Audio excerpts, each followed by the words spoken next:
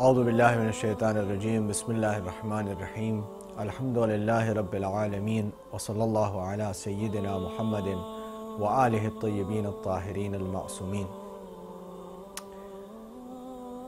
We read in the story of Karbala, in this amazing epic scripted by Imam Hussein alayhi salatu wasalam, a story which resonates with every heart, every person who hears the story, every one who reads the story, who hears about the story, who learns about the story, finds out or finds that there is something in this story for them to relate with.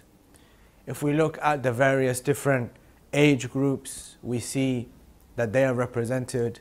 If we look at the different relationships between human beings, we see all of those relationships are represented.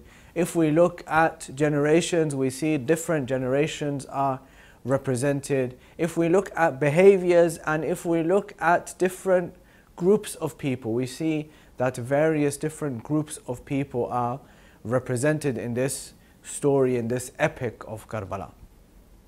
And for this reason, we find that there are so many people and so many individuals who relate in different ways to this amazing story of Karbala. Amongst the amazing things about relating to the story of Karbala is the fact that we have different kinds of people who are with Imam Hussein alayhi salatu wasalam, and they show the exemplary kind of loyalty towards Imam Hussein alayhi salatu wasalam. We read, for example, the exemplary loyalty that his own family members had towards him. And of course, to some extent, we could say that that would be obvious, that family members, brothers, sisters, sons, and other relatives would have intense loyalty towards Imam Hussein alayhi salatu wasalam. But when we read about the loyalty of the companions of Imam Hussein alayhi salam, of the people who are with Imam Hussein alayhi salam, we really find and we really relate to this aspect of the story of Imam Hussein alayhi salam, because we find that these are people, these are individuals who come from ordinary backgrounds. They were born to ordinary parents, they received ordinary upbringing. They were not people who were born in the family of the Prophet. They were not people who received upbringing or were brought up in the lap of infallibility. No, these were people who were brought up by ordinary parents, who were brought up in ordinary households. But their intense loyalty and devotion to Imam Hussein alayhi salatu wasalam was in reality what made them stand out of all of the thousands of people during that time. And of course, for this reason, we see that Imam Sadiq alayhi salatu wasalam in the ziyarat of the shuhada of Karbala. So he doesn't say this in the ziyarah of Imam Hussein alayhi salam or in the ziyarah of Aliyun al-Akbar or the ziyarah of Abul Fadl al-Abbas, but he says in the ziyarah of the shuhada of Karbala, bi abi anta wa ummi. He says, "O my mother and father, be sacrificed for you, O the shuhada of Karbala, O the people who died for Imam Hussein alayhi salatu wasalam, all those people who came from ordinary backgrounds, all those people who came from ordinary households, all those people who just because they acknowledge the level of devotion necessary for Imam Hussein alayhi salatu wasalam, may my mother and father, may my parents, the parents of an Imam, be sacrificed for you, O Shuhada of Karbala." And amongst those Shuhada of Karbala, of course, Imam Hussein alayhi salam himself says that my companions are the ones who are companions like no others. Neither my father, nor my mother, nor my brother, nor my grandfather. Nobody had companions like me, because every single one of them remained loyal towards me, irrespective of when they joined. Of course, we have some companions who joined Imam Hussein alayhi salam from Medina and they came towards Karbala. Some people who joined him at Mecca and they came towards Karbala. Some people who joined him at various points in the journey. And some people who joined him just before he reached Karbala. Out of them, there are a number of companions who joined Imam Hussein alayhi salam just before he reached Karbala.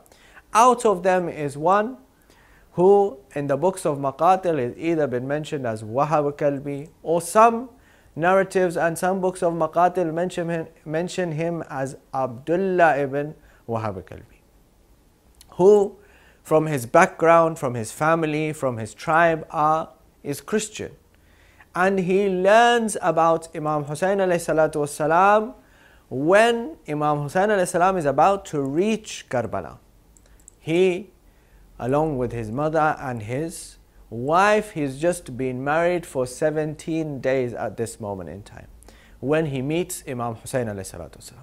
When he meets Imam Hussein alayhi salatu wassalam, he listens to what Imam Hussein alayhi salam is saying.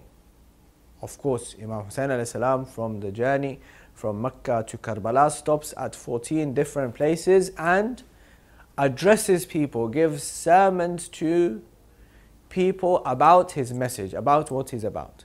When he meets Imam Hussein alayhi salam just before Karbala, and where Imam Hussein alayhi salam mentions his purpose and the reason why he's going towards Karbala, Abdullah ibn Wahab Kalbi is affected positively by the words of Imam Hussein alayhi salam. Of course, we read in a narration from Imam Rida alayhi salatu wasalam that لو علم الناس محاسن كلامنا فلا تبعونا. If the people knew the beauty of our words, they would have followed us. So Abdullah ibn Wahab, who is not even a Muslim, hears the words of Imam Hussein alayhi salam and gets affected positively by the words of Imam Hussein alayhi salatu wasalam. And he decides to join Imam al-Hussein alayhi salatu wasalam towards the journey of Karbala. And he arrives in Karbala. When he comes to Karbala with Imam Hussein alayhi salatu wasalam, and the day of Ashura arrives one by one, the companions start to go towards the battlefield. He also asks for permission to go towards the battlefield. Imam Hussein alayhi salatu wasalam says to him that your mother is here with you. You've just been married for a few weeks. And if you go towards the battlefield, you're going to die. You're going to get killed. But he's insistent and he says that I have made the decision to sacrifice my life towards you, for you, on you. I have made this decision to die for you.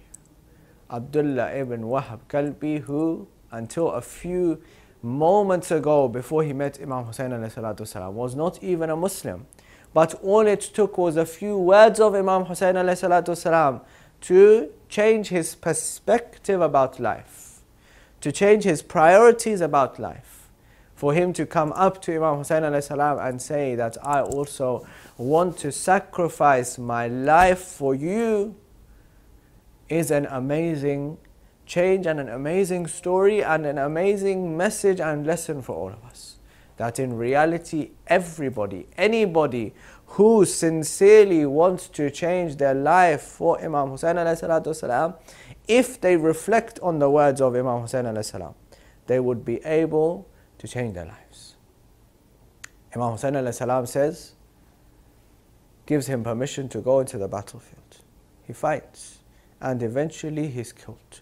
When he's killed, they cut off his head, they behead him, and they send his head back towards the tents.